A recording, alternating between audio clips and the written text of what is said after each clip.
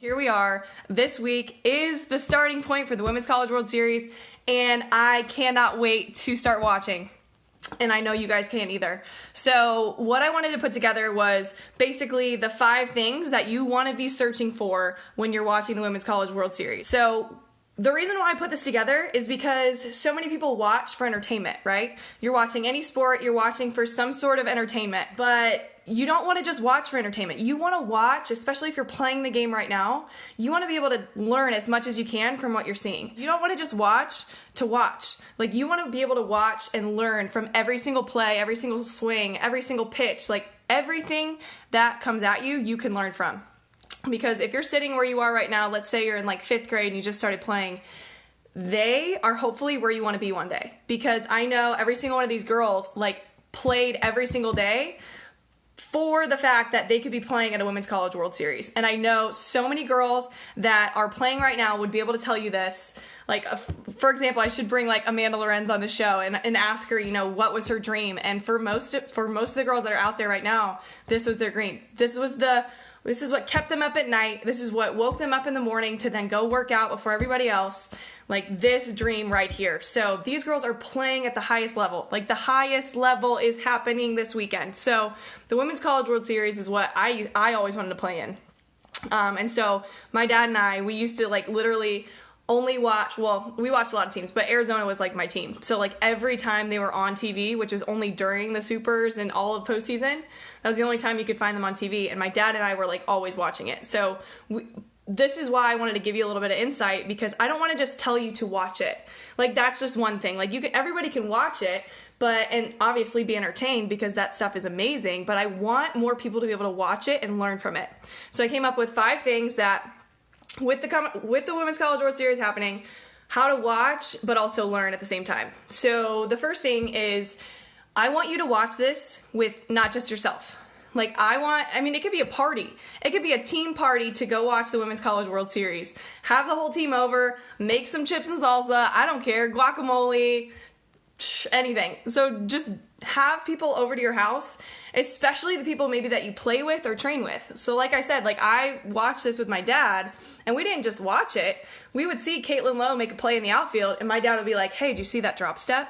Did you see how she reacted off the ball, hitting the bat? So like literally just watching it with intention with the people that you practice with or play with.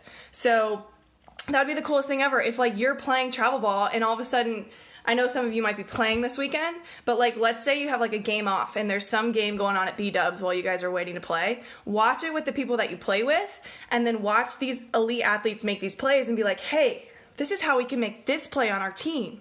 This is how, watch that catcher transfer the ball and throw to second. Like, talk to the people that you play with and be like, hey, you can do this too, and be able to like encourage each other while you're doing it. So 1, watch with the people you play with or practice with. And if the people that you practice with are your parents, boom, perfect person to practice with. Watch it with your coaches if you can. If you can watch it with your coaches and you can be like, hey coach, you're having us slide on this side of the bag. What if we could slide in the bag that this girl slid in because the ball wasn't there early enough? Like, what if you can like learn the game together with the people that you play with most? I think that would be something phenomenal to do for your team. So that was number 1.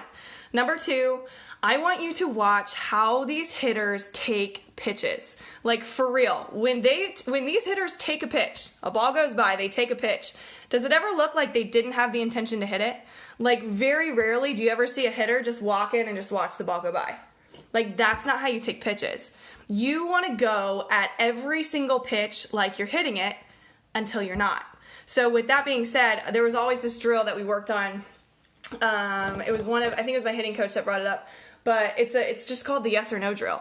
And you're saying yes, yes, yes. Like, before the ball is even released, you're saying yes in your brain, because you should always be wanting to go for the ball. You're saying yes, yes, yes, yes, and then you realize it's a ball, then it's a no, but you're keeping your hands back, your hips are driving like you would have gone for the ball, but as long as your hands stay back, you're good. So if you watch hitters take pitches, you know that every single ball that's being thrown at them, they have the intention to hit it. So that's the best way to go about it. So if they're taking a pitch, it always looks like they're going for it until they're not. So watch them take pitches, watch how they get their timing swings done, especially this, I'm just adding another one. especially in the on-deck circle. The on-deck circle isn't just to get loose. Like, you should already be loose during the game. You're not supposed to be getting loose some more. The on-deck circle is meant to get your timing down. So watch even the girls in the on-deck circle, they are timing this pitcher. They're figuring out when they want their hips to unleash to the ball. That's the whole point of the on-deck circle. So make sure you watch them too. So I just added that to number 2. So number 2, watch how they take pitches. Every pitch is a yes, yes, yes until it's not. Until it's a ball, and then it's a no. But if it's a yes, yes, yes, yes, yes, full on, you can tell these girls are taking hacks on the ball, okay? These girls, like, I was watching, I know Florida State's out of it right now, but these girls at Florida State, like, every single swing that they made, that ball had potential to go over the fence. And, you know, I always say, like, when you're going to swing, you're going to go all out or nothing, okay? Like, you're going to go all out or nothing. If you swing and miss, so what? Like, so what? You still get more pitches to work with. Now, with 2 strikes, normally I think stay short, but I'm still trying to hit the ball hard. Like, I've hit plenty of home runs with 2 strikes. I'm still trying to hit the ball hard, but I'm thinking to stay short, especially because if I swing and miss, the at-bat's done. So watch these girls. Even with 2 strikes, they are still swinging hard. We do not want to just go at balls 50% because we think we want it. It's a yes or a no. There's no yellow. It's green or red. There's no yellow light. It's green or red. Literally, that's it. Okay, so another thing that I want you to watch, this is number 3. I want you to watch how the defense moves based on who's hitting. So too many times, especially young athletes, they're like, no, this is my spot where I play short, or this is my spot where I play third.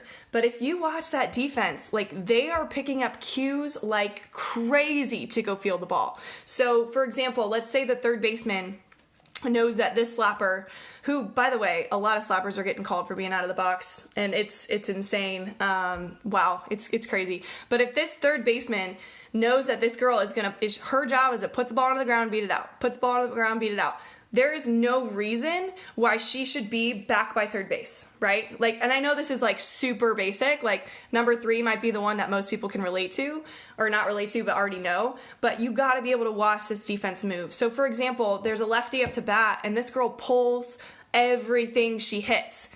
Is there any reason why that shortstop shouldn't take a couple steps towards up the middle? Because the hardest balls this girl's gonna hit is either up the middle or to the right side if she's a left-handed hitter. So that's the perfect moment for that shortstop to be like, okay, I'm gonna get a little closer to second so I can cut off that ball that she hits hard.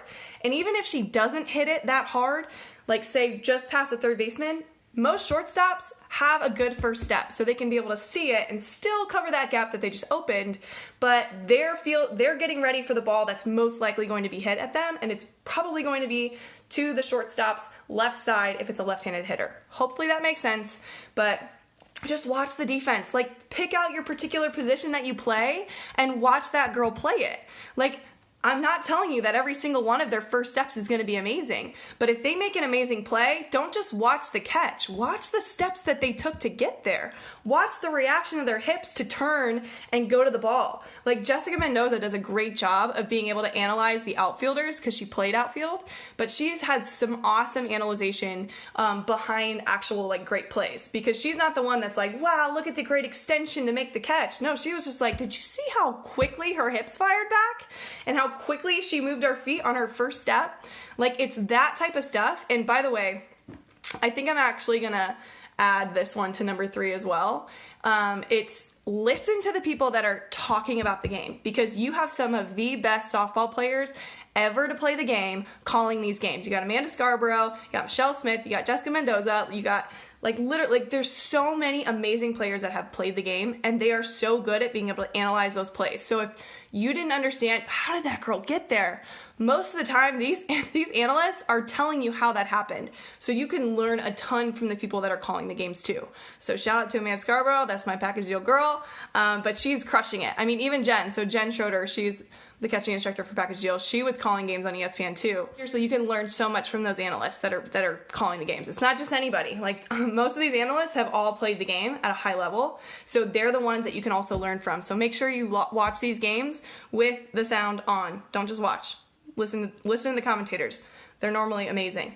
So That was number 3. Number 4 is like my favorite one because I started this live talking about Caitlin Lowe and how she was that player. So I was a lefty. For most of my career, I was a triple threat. So I loved to bunt, I loved to hit for power, and I loved to slap. So Caitlin Lowe was like that player for me. So when my dad and I would be sitting on the couch, at 10 p.m., way past my bedtime watching the Women's College World Series, I was watching her like a hawk. Like, I was watching her harder than I've watched any other player ever. And that's why I wrote a blog post about her not too long ago. So it's on my website, ashleybtraining.com, if you want to look at it. But yeah, so she was the player that I was always watching. So Caitlin Lowe, she was also an outfielder. I loved the outfield. So when she was making plays, I was watching her first step. I was watching, her routine before she went and hit. Like, I don't remember exactly what her routine was, but I guarantee you I tried to emulate it in my own games when I was growing up because I loved her routine. I loved how smooth and relaxed she looked before she hit. So, of course, I was doing that type of stuff because I wanted to be Caitlin Lowe one day. So I was looking at her routine. I was looking at what she was focused on in the box. I noticed before she went to hit the ball, she's a lefty, like I said, and she was always looking at the infield before the pitch was thrown. Like, she wasn't always just focused on the release point with the pitcher. She was actually staring at the defense so she could come up with what she wanted to do with what the defense presented her with. So if she saw as a slapper that shortstop was way back, guarantee you she was thinking about putting the ball on the ground, beating it out, and giving it to the shortstop. So that was the type of stuff where I started to learn from how she played the game and wanted to emulate it and make it happen in my game. So she was the player, Caitlin Lowe is the player that I always watch like a hawk. And I want you to find the player that, either as coaches, if there's coaches on here, I want you to look at your players and be like, okay, here's the player that I think you should be watching and that you should try to emulate. Especially my favorite part about Caitlin was the fact that she would make errors just like everybody else, but she owned it and moved on. She never pouted after a strikeout. She never pouted after making a terrible play. She was the first person to own it and then move on. So really make sure that when you're watching somebody, don't just watch them play the game. Watch what's going on in between the plays and seeing what's happening there. So that was number 4. Number 5, let's play okay, so this is when you're playing a game, which you might be playing this weekend as the Women's College World Series is happening. I don't know. But you want to always play the game like you're playing for a Women's College World Series. Have you ever showed up to a game and you're playing a team that you're supposed to beat single-handedly and you kind of just go average at the game? You're just I'm just going to sink down to their level because we'll probably still beat them. And then you end up losing the game and not knowing why. It's because you didn't attack that game like you would attack the game if you're playing a Women's College World Series. When you're in the Women's College World Series, yeah, you're playing teams that are probably really close to your level, but even if they're not at your level, you'll see the best teams play the not so good teams the same way that they always play. And everybody knows when they're not playing at their best. So normally if teams lose and it's how the heck did this just happen? They might have played at the level of the team that they were playing instead of playing at their level and how they can play. So this is where you're going to see people are going to be diving for balls. I don't even know if it's going to be absolutely ridiculous when it comes down to plays. There's a reason why Sis Bates at Washington is making stellar plays right now, and it's because she's got a lot on the line. And there are balls that I don't even know if she knows she can get to, and she's diving for them and impressing the world, making all these SC top 10 plays because she's going all out no matter what. And you're going to see every single other player out there do the exact same thing. They are not just showing up like they did, say, 3 weekends into their season. No, they are actually going so hard. Every play is for a reason. Every ball that they're driving for, that's it could get them that much closer to a World Series. They are working so hard for every out. Every hitter is working so hard to get a base hit or so hard to do their job. Even you should see this when people bunt and get hits, when they're say just advancing a runner and they bunt and they get thrown out at one, they're excited because they did their job well, and everybody in the dugout is also excited because they did their job well. I just learned that I have a timer that's about to go out, so that was basically the last one. But play every game like you're at the World Series. Play every game with so much heart, so much effort that no matter what happens, you are going to be able to walk away knowing that you gave it all. You gave it all, everything that you had. So go out of those games, whatever games you play, and say, you know what, I just gave everything I had. I played like I was at the World Series, and you know, you're not always going to win, but you are probably going to win more than you're going to lose if you have that mindset. So that's all I had to hop on with today. Not many people really asked any questions, so I won't answer any there. Take care. I know I said a lot in like 10 minutes, but you guys are great. Good luck with everything, and have fun watching the Women's College World Series. I will be right there with you. So if you want to chat with me on Twitter, at Smashley4, Instagram at Smashley4, go to my Facebook, Ashley B Training, or Ashley Burkhart Training on Facebook. Just chat with me. We'll chat about the game together. That's what I love to do, is like talk about the game, talk about the amazing things that are happening. So do that, or hop on, you know, my website, ashleybtraining.com. You know, if you want me to be your hitting coach from far away, you can get access to me there, but check me out on those social media sites, and we'll be in touch over this Women's College World Series. I cannot wait to watch. All right. Bye, guys.